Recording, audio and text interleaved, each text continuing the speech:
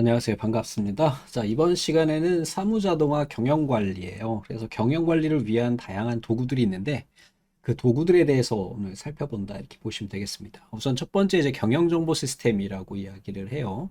매니지먼트 인포메이션 시스템 이렇게 해서 결국은 경영을 위한 다양한 정보를 하나로 통합하는 이런 것을 우리 MIS라고 이야기를 합니다. 그래서 하나씩 좀 보면 경영에 필요한 어떤 기업 내 외부의 비즈니스 데이터를 수집해서 가공하고 기업을 관리하는 모든 계층의 사람들에게 어떤 의사 결정에 필요한 정보를 제공해 준다. 가장 중요한 거죠. 정보가 정확해야 우리가 갈 길을 찾을 수 있다라는 것을 의미하는 거고 그런 걸 도와주는 하나의 시스템이다라고 봐주시면 되겠습니다. 경영 의사 결정에 필요한 정보를 공급하기 위해서 다양한 공급원들로부터 자료를 통합하고 얘네를 분석하는 그러한 것을 의미한다. 경영진과 관리진에게 투자, 판매, 보수, 자본 계정, 환수 계정 등의 경영 정보를 제공하는 자료 시스템이다.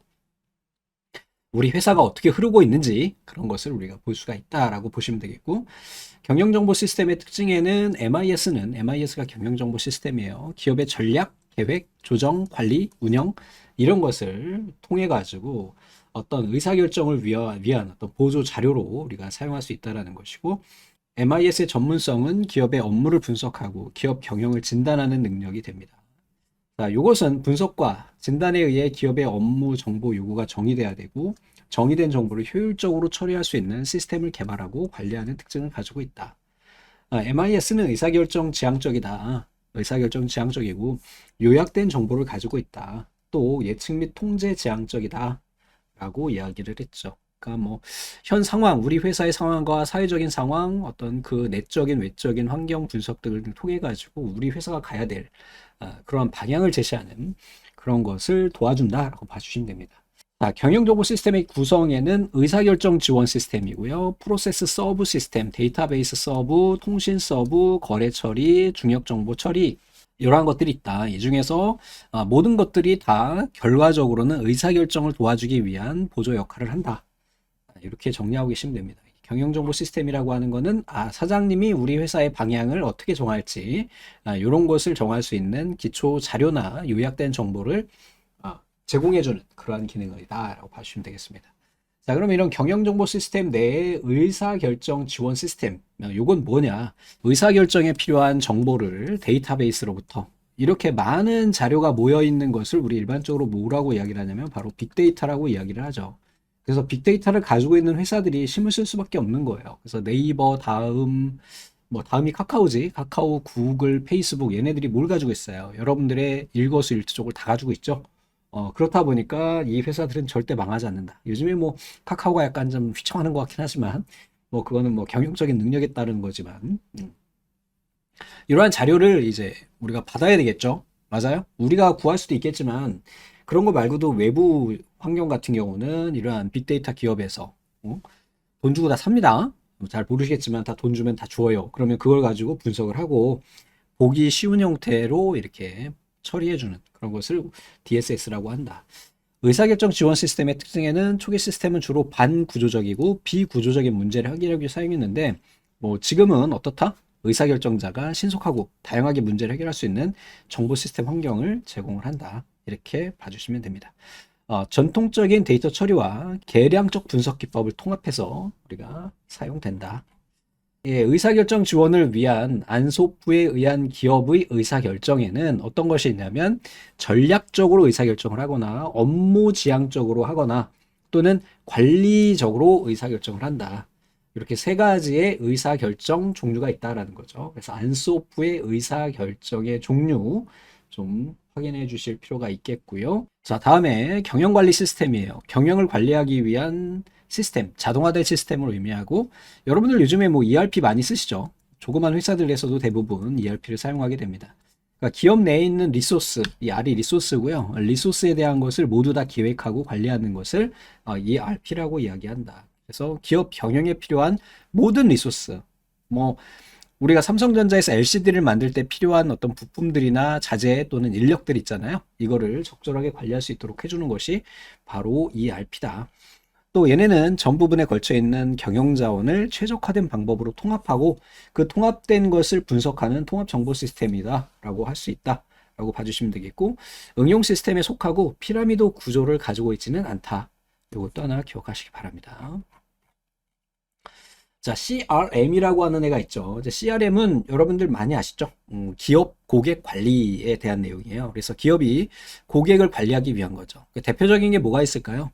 제가 만약에 쿠팡에서 어떤 제품을 구매를 했어요. 그러면 쿠팡에서 제 정보를 가지고 있죠. 야, 40대인데 얘가 기저귀를 샀네. 그럼 이 집에 아기가 있어. 그러면 다음에 이 사람이 로그인했을 때 분유를 한번 이렇게 DP를 해보자라든지 이런 것을 의미하고, 또는 마켓 컬리에서 잘하는 거죠. 쿠폰 막 날려줘. 야, 이번에 제가 얼마 전에 마켓 컬리를 주문을 했어요. 그랬더니 한 달 있으니까 다음에 왜 안 오시나요? 뭐 할인 쿠폰 3,000원 드립니다. 이게 바로 CRM입니다. 그냥 그렇게 기억하고 계시면 될 것 같아요. 다음에 기업 어플리케이션 통합이라고 하는 거는 기업 내에 있는 모든 것을 다 어플리케이션으로 보는 거예요. 어플리케이션이 뭐예요? 프로그램이죠. 프로그램으로 보고 얘네를 관리하는 것을 EAI라고 이야기를 합니다. 다음에 이제 6시그마는 이게 경영 관련 용어가 되는데, 얘네는 제너럴 일렉트릭 잭 웰치에 의해서 유명해진 품질 경영 혁신 기법이에요. 그래서 총 6가지의 기준을 가지고 전략적으로 서비스를 개발하고 제공하는 이런 것을 의미합니다. 6시그마 경영학과 분들은 다 아시죠? 이거는 뭐 6가지를 모르셔도 상관없고요. 그냥 6시그마가 어떤 것인지만 알고 계시면 될 것 같아요. 이렇게 됐고요. 다음에 이제 데이터 웨어하우스는 우리가 경영정보 시스템이든 ERP든 이런 것에서 많은 자료를 관리하는 그런 것을 우리가 데이터 웨어하우스라고 이야기를 해요. 자료가 사는 집, 이렇게 기억하시면 되겠고요. 자, 이 안에서 트랜잭션 시스템이라는 애가 있어요. 그래서 온라인 트랜잭션 시스템이라고 해서 OLTP라고 하는데, 얘네를 이용을 해가지고 시스템을 분석을 합니다. 데이터 분석을 하게 되겠죠. 요즘에 한참 데이터베이스에 대해서 굉장히 많은 이야기가 있는데, 이 OLTP를 이용을 해서 뭘 하냐면 데이터 마이닝을 해요. 마이닝 도구예요, 일종의. 자, 마이닝이라고 하는 게 뭘까요, 여러분들? 이건 채굴이라고 하는 의미가 있죠. 채굴이 뭐야? 캐는 거야.